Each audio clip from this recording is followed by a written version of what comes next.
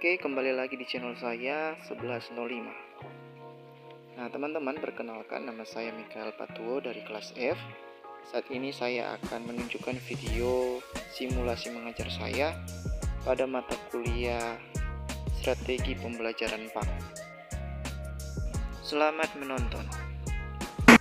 Shalom. Shalom. Shalom. Shalom. Pada hari ini adalah saya. Baik.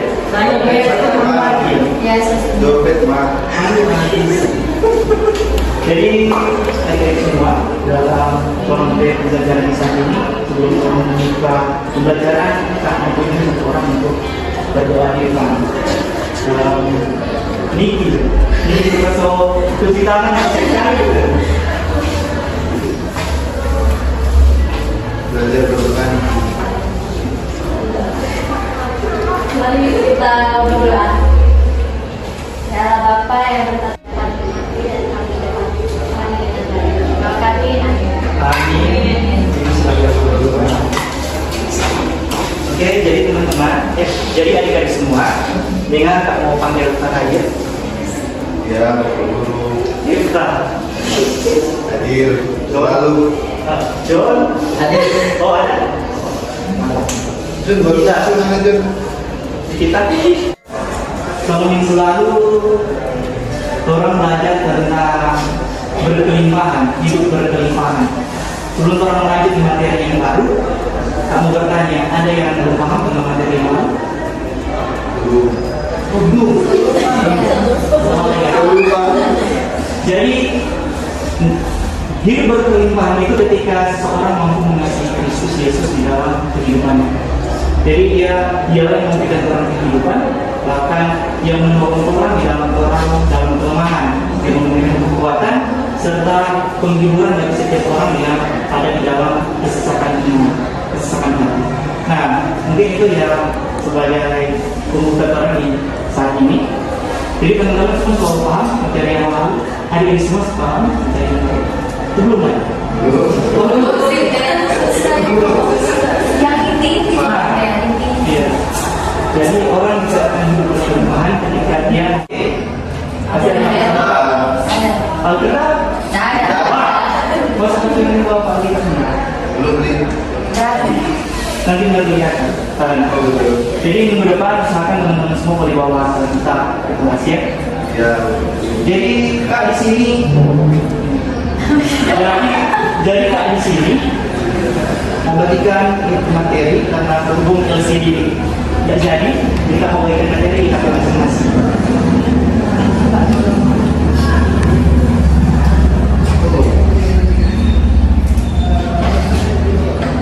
Oke, Kak Sokir. Nomor berapa? Yang itu Sri. Musik, aduh. Turun lagi. Belum. Oh iya. Kalau mau minta kan? Oh, sama ini, Kak Kirim ke sebelah. Sudah ada apa? Yang di kelas F, dengan yang di kelas G kan ya. Wah, belum. Mbak Yeska ini dia nama kiri. Oh iya, dia itu mewakili Pak Kak ini. Makasih ya Kak. Kita harus tercapai di dalam pembelajaran kali ini. Ada 3 tujuan. Kak mau bertanya dulu. Sampai yang Ya, benar. pagi tadi ada mengucap syukur pada Tuhan Yesus. Ada. Cuma 3 orang. Yang lain ini kan? Ada semua orang. Aduh, bahaya. Jadi sebagai anak-anak Tuhan, orang itu harus selalu mengucap syukur. Karena di dalam dalam satu Tesalonika ayat 18, Rasul Paulus di situ menasihati bahwa mengucap syukurlah dalam segala hal, sebab itulah yang dikehendaki Allah di dalam Kristus Yesus bagi kamu. Jadi sebagai orang-orang yang percaya, anak-anak Tuhan, alangkah baiknya harus setiap pagi kita selalu mengucap syukur. Orang mengucap syukur atas hal apa? Teman-teman, boleh dari rumah sampai di sini. Kalau bukan karena penyertaan Tuhan, mungkin tak akan sampai di sini. Orang yang dari lahir sampai saat ini masih diberikan nafas hidup, Itu semua karena anugerah dan cinta kasih Tuhan bagi orang semua. Kalau bukan karena Tuhan, mungkin pasti ada yang mungkin so begitu. Misalnya ada yang case-nya nggak ada di sini. So is there, teman. Nah, begitu. Jadi itu orang itu sebagai anak Tuhan harus mengucap syukur. Ada yang tahu apa itu bersyukur atau mengucap syukur? Belum ada yang tahu. Jadi kalau di dalam kamus besar bahasa Indonesia itu adik-adik semua, bersyukur itu kata dasarnya itu syukur. Syukur dalam KBBI, rasa terima kasih kepada Tuhan atas semua kebaikan Tuhan. Atau juga kepada suatu perasaan lega, suatu perasaan tenang. Jadi itu bersyukur. Jadi bersyukur itu dalam hal apapun, dalam keadaan susah, keadaan senang, diharapkan orang selalu mengucap syukur atau bersyukur kepada Tuhan. Karena penyertaan Tuhan itu selalu ada di dalam kehidupan orang semua. Nah, ada salah satu tokoh Alkitab yang boleh orang jadikan teladan di dalam kehidupan orang, yaitu untuk selalu mengucap syukur. Rasul Paulus. Siapa yang tahu Rasul Paulus? Saya. Paulus itu dulu sebelum berjenggot. Nah, sebelum jadi Paulus, namanya menjadi seorang Rasul Paulus. Apa nama sebelum dia menjadi Paulus? Siapa nama? Ingat ada DP ABC. Jadi Paulus itu adalah Saulus. Jadi dia yang menjadi orang yang membantai orang-orang Yahudi pada zamannya. Saul saya bukan Saul. Kemudian dia menjadi seorang rasul ketika dia menjadi kekuatan. Dia menjadi seorang abdi Allah, menjadi seorang rasul dan ganti namanya menjadi seorang Paulus, jadi Rasul Paulus. Jadi Rasul Paulus ini boleh orang contohi dari keteladanan dalam bersyukur. Waktu dia menulis surat Filipi, dia itu ada di penjara. Kalau orang mungkin kalau ada di penjara menangis, banting mesukam, menyesali. Pamer semua sebab orang di penjara. Maksudnya semoga yang Pernah masuk penjara? ya. Dia pernah masuk penjara? Saya mau bersyukur itu dari kelas penjara. Aduh, Makan gratis. kayaknya tetap selalu putus. Gitu. Jadi kalau orang lain dipenjarakan karena melakukan suatu kejahatan, beda halnya dengan Paulus.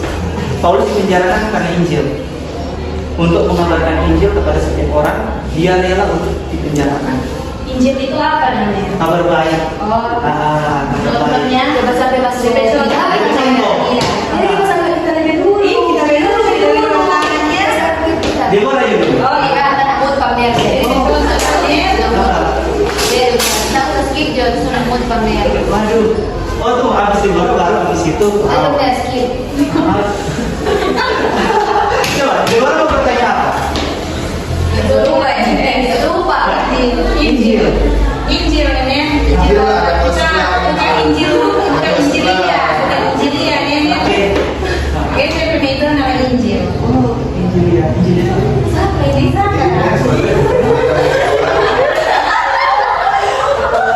Ya. Jadi Cuma orang lain yang sudah mahasiswa. ini kan tanggal berapa? Tahu kan? Hari apa ini? Hari dia Hari Rabu. Orang yang hubungan hari Jumat nanti orang mau merayakan. Hari Jumat. Hari nanti hari kematian Kristus. Oh hari Paskah orang Bangkitan. kebangkitan. Hari Minggu kan kurang. Mulai teman-teman semua di tempat. Jadi Injil namanya. nah, itu bersatu dengan Injil. Jadi Injil itu kabar baik bahwa lewat kematian dan kebangkitan Kristus, setiap orang-orang yang percaya kepada Tuhan Yesus telah diselamatkan. Nah, itu Injil. Selamatkan dari apa? Diselamatkan dari dosa, bahkan diselamatkan dari siksa neraka. Jadi orang itu memiliki jaminan diselamatkan di dalam Kristus Yesus, supaya setiap orang yang percaya kepadanya tidak akan binasa di bumi, toh, tetapi memiliki kehidupan yang kekal bersama dengan Kristus Yesus di dalam kerajaan apa? Surga. Amin. Iya, kerajaan surga. Biar yakin langsung surga. Mesti yakin sebagai orang percaya. Lanjut Mer. Oke, nah mungkin agak sedikit di bawah pertanyaan kan. Oke, nggak apa-apa. Kalau dia mau tanya apa? Tidak boleh. Ya, Iya. Kasih gula-gula jawabnya. Oh iya, gula-gula. Enggak, biar Oke. pakai cowok.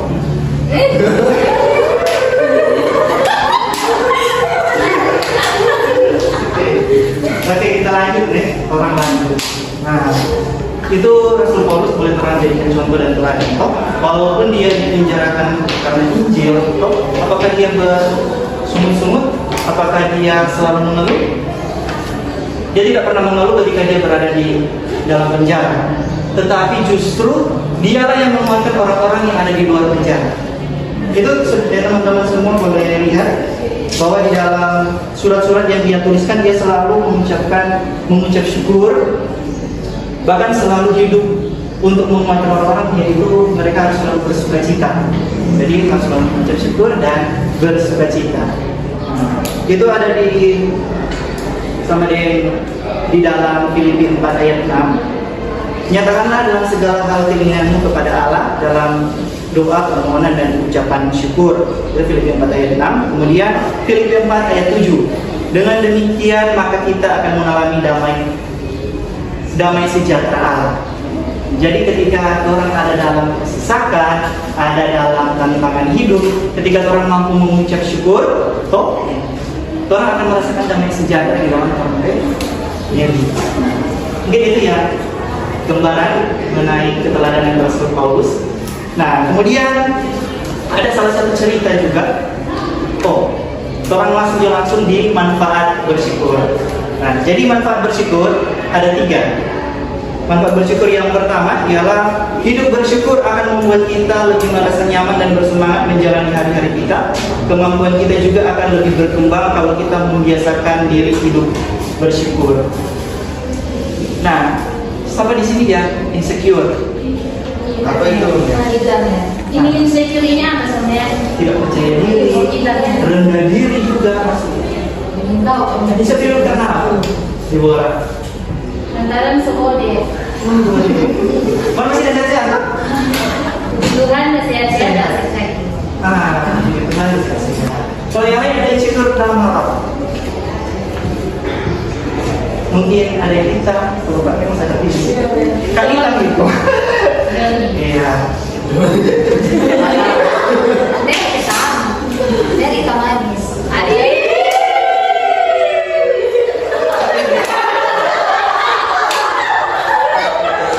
Makasih. Karena biasanya Pak kalau dari Kak kan dari saya. Kalau saya namanya dari hitam manis kita. Terima kasih. Ini sebenarnya siapa? Segera hitam manis. Saya cinta jawab jangan. Joni. Fokus dalam pelajaran guys. Adik-adik semua terfokus dulu di belajarnya.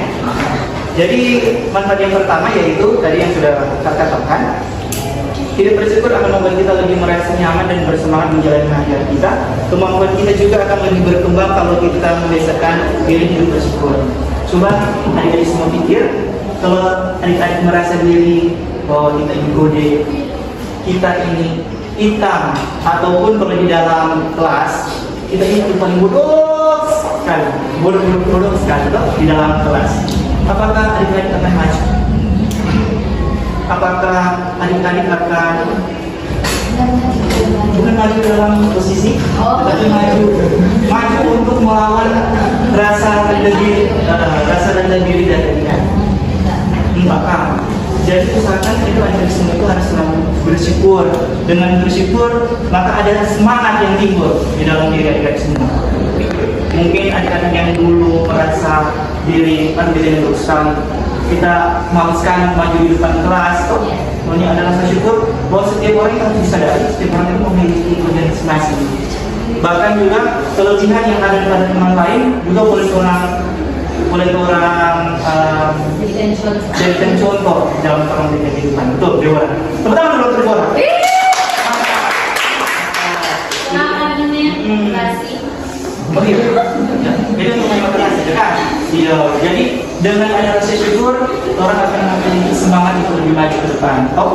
Lebih maju, orang akan lebih bisa menghargai diri, menempatkan diri bahwa orang ini juga ada hak, bahkan ada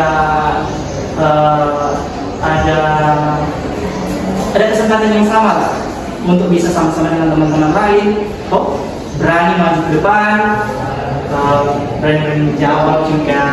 Nah, itu. Orang jangan pernah merasa insecure berani untuk diri sendiri, karena teman-teman ini memiliki kelebihannya masing-masing. Oke. Nah, kemudian manfaat yang kedua.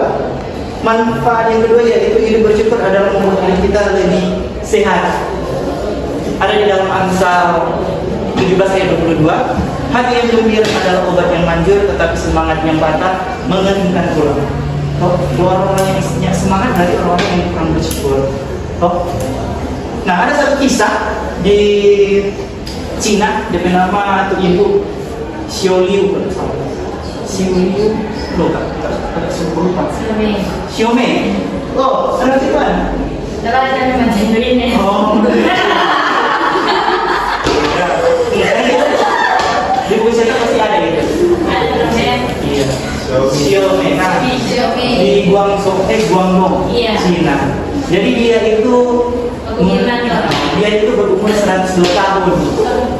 Walaupun dia berumur 102 tahun, tapi dia juga masih boleh beraktivitas seperti orang-orang lain. Dia bertani, dia masih boleh melaksanakan pekerjaan rumah tangga. Itu 102 tahun. Bahkan kalau orang melihat di sekitar orang, ada orang yang umur sebegitu ada yang lebih 102 tahun, tapi dia masih boleh beraktivitas. Apa yang menjadi kunci? Dia bilang, kenapa dia masih boleh kuat, masih boleh semangat beraktivitas, yaitu ketika dia tidak memperdulikan apa yang ada di luar dari dirinya. Dia mensyukuri apa yang ada di dalam dirinya, apa yang ada di sekitarnya dia syukuri, apapun yang dia dapat, apapun yang dia terima dari Tuhan Allah, itu yang dia syukuri. Nah, jadi hati yang gembira adalah obat yang maju, tetapi semangat yang patah mengeringkan tulang. Jadi lewat dari tangan bersyukur akan punya hati yang gembira, rasa semangat. Jadi ada optimis di dalam kehidupannya. Nah, jadi orang harus selalu bersyukur apa yang ada, dan harus optimis. Nah, kemudian manfaat yang ketiga, hidup bersyukur juga akan membuat kita lebih mudah bergaul dengan orang lain. Coba kalau adik-adik semua rasa syukur, aduh kita ini jelek, mungkin ini jelek, ini kayak hitam, kita tidak pantas bergaul dengan orang. Mungkin orang menghindar diri dari kehidupan bersosial dengan teman-teman. Tetapi kalau orang memiliki rasa syukur, orang tidak insecure, kemudian orang itu selalu terlihat ceria, terlihat bahagia, selalu muka yang berseri-seri dan nggak ada keluhan kalau mengeluh setiap mau ada teman, kita ini begini aja. Terus orang mau menjauh kalau orang selalu mau di sekitar orang. Tapi kalau orang selalu ada rasa gembira, mungkin teman-teman juga enjoy mau berteman dengan orang. Jadi itu manfaat yang ketiga. Dapat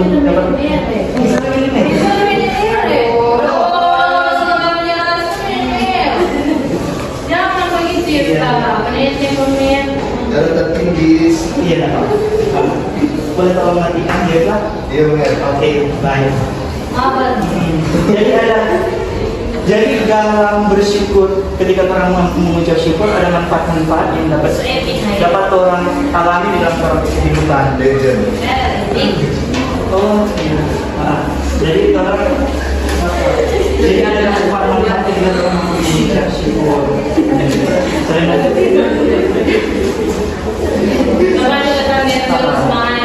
Ada pertanyaan? Jadi 3 manfaat bersyukur sudah Kak sampaikan. Mungkin ada pertanyaan, ada yang ingin paham? Karena punya waktu 2 jam sih. Baru aku kayaknya ada Super lalu, tapi tidak boleh disesali. Iya. Mantap. Selalu mendapat perasaan tapi mantan. Sudah lalu tapi masih mantan. Yang di SD itu Tetap bersyukur. Orang mampu mempelajari apa yang terjadi. Ambil hikmah. Pembacaan Alkitab tadi kan ada kata kering tulang. Itu kering tulang itu gimana? Tidak kering tulang itu. Segi badan. Segi badan itu insulinnya ada. Sering. Yang kering tulang. Biasanya kalau orang yang mampu bersyukur, orang itu ada di dalam keadaan yang macam membunuh diri, seperti itu. Jadi orang lebih stres ketika memikirkan hal-hal yang merasa buruk di dalam kehidupan. Ada hubungan yang kering tulang namanya. macam apa lah? Teman-teman coba kalau Itu yang diartikan. ya, apa yang dikatakan di dalam Alkitab itu semua benar. Nah, kalau teman-teman rasa stres, contoh teman-teman adik-adik semua stres, adik-adik pasti akan memikirkan tuh apa yang baik dalam orang kehidupan, dalam orang kehidupan. Mungkin yang Maksudnya bagaimana biar kita tidak sekering Bersyukur.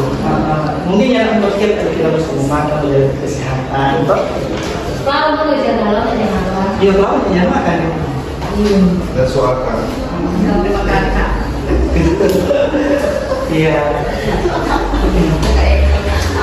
Jadi kerinduan itu suatu kondisi atau keadaan hidup yang di luar dari hidup bersyukur.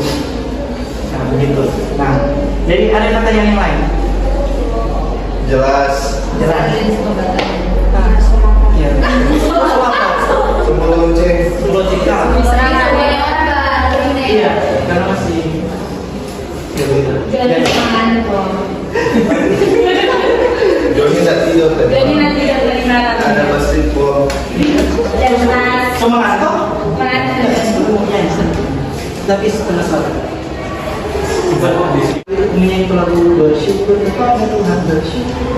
Jadi laki-laki bersyukur pertama, kemudian perempuan bersyukur yang kedua. Ini berubah lah. Saya lebih semangat. Tidak apa. Nah, jadi termasuk dalam kesimpulan hanya minyak waktu atau terlalu lama.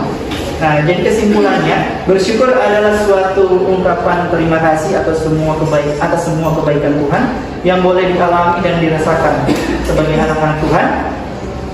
Jadikan hidup bersyukur sebagai sikap hidup untuk dijalani setiap hari dalam situasi apapun dan dalam kondisi apapun. Nah, ada tuh salah satu kata-kata yang disampaikan oleh C.S. Lewis, seorang penulis Inggris. Dia menyatakan bahwa seharusnya kita bersyukur untuk apapun yang kita alami. Bila memang itu adalah baik, kita bersyukur untuk itu. Namun bila itu adalah tidak baik, kita pun harus bersyukur karena dengan demikian kita dilatih untuk menjadi sabar, rendah hati, tidak menaruh harapan pada dunia melainkan menaruh harapan kepada kerajaan sorgawi atau kedatangan Yesus Kristus sang pemberi kehidupan. Itu menjadi penutup kita di materi saat ini. Dan untuk tugas minggu depan, untuk masing-masing siswa, adik-adik semua, Ada tugas. iya ada tugas. Tugasnya gampang sekali. Lebih banyak tugas teman-teman. Nah, tidak susah tugas. Jadi adik-adik masing-masing itu buat satu halaman kertas, doa ucapan syukur. Ucapan syukur atas apa dan keadaan apa, tuliskan di situ dan dikumpulkan minggu depan. Mau sampai tulisan-tulisan yang namanya Di internet. Nggak usahakan supaya boleh satu membaca. lembar pun ya.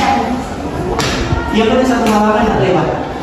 Mau dia setengah, yang penting halaman satu halaman. Sehat, lewat sehat.